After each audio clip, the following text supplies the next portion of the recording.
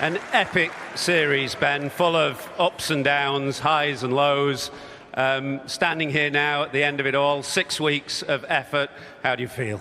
Yeah, actually really good. I think, 2-2 at the end of a series like this, I think is a fair reflection of the, two teams literally going toe-to-toe. Australia, World Test champions, absolute, quality team. But being 2-0 down after the first 2 games, I don't think many teams would have been able to respond in the manner in which we did.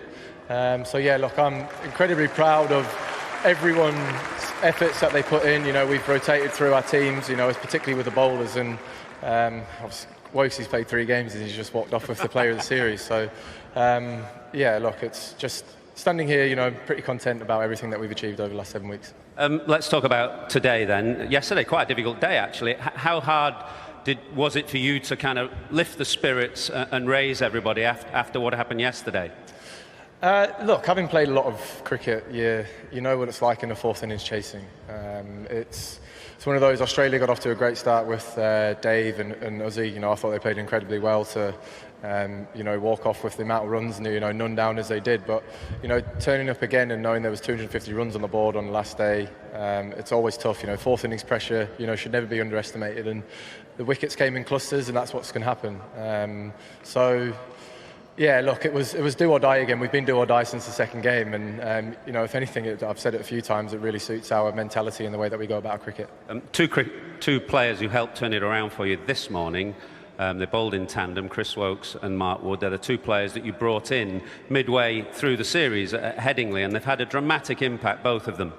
Yeah, real good. The way in which Woakes's come in and not only operated with the manner in which he's done with the ball, but very crucial runs down the tail, batting an 8. They've been really good for us. And Woody's put some unbelievable performances in over those first 2 games. But yesterday and today, he could hardly walk, and he did an unbelievable job to show that he wasn't sore, and to still run in and bowl in the way which he did with those spells. I think you've got to give a huge amount of testament to the warrior that's inside him.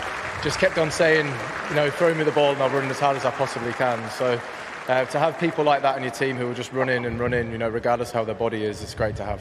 And then at the end there, in tandem, 2 cricketers who walked off together. And Moeen Ali, let's deal with each of them one at a time.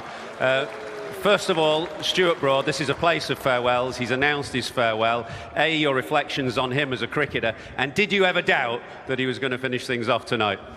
Yeah, look, I've played with Broadie for a long, long time. I played, 97 games, I think, and there's only a handful of those in which I've not. One of them, I didn't pick him because, but look, and he's been an unbelievable performer for England over a long, long time, and to watch him come in, bowl the way he did today, and it was just written in the stars he was going to take that last wicket, wasn't it? 2 left-handers at the crease, the way in which he bowls to them, it was just quality. And look, Mo came into the squad and into the team through an unfortunate injury to Jack Leach, and there was a few things that I said about him with us picking it, but I chose him because I know what he could do in his best days, and when it really mattered, Mo produced one of his best days out on the field for an England player. And look, he changed the game for us. So I know Broadie's walked off there, but Mo to retire, come back and put in the performance he's done at crucial moments is just incredible. He's great servant to England as well as. And India next. Are you going to be sending him a WhatsApp saying India ? No, I'm bowling off spin now, so we'll be all right. No, look, I think we'll let Mo just reflect on everything over the last 6 weeks, and we'll let him make that decision. Chris talked about the catching there, which is extremely sharp at the back end of the series here. Is there any part of you that thinks if we'd have been a bit sharper at the start, we might have turned 2-2 to 3-2? Hindsight never loses, does it? And you talked about making memories. Memories that I think everybody here in this ground today and everybody watching and listening on television and radio would thank you for.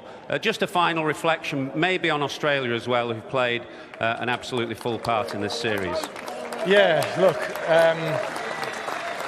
coming into this series, if you look back, 14 months ago, to bounce back from 2-0 down, it would have been tough for any team to come back and put in the performance we've done over the last sort of 4 to 5 weeks. I mentioned to Pat there that, what a series to be a part of, and I generally feel like it's almost what Test cricket needed.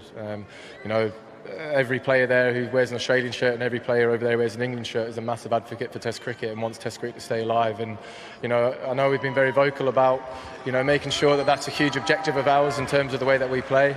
And I think this series has really, really done that. I think it's captivated so many new fans. It's attracted a new audience towards the game, and Test cricket is the purest form of the game. I absolutely love it. So I hope this series has made it, got even bigger before we started.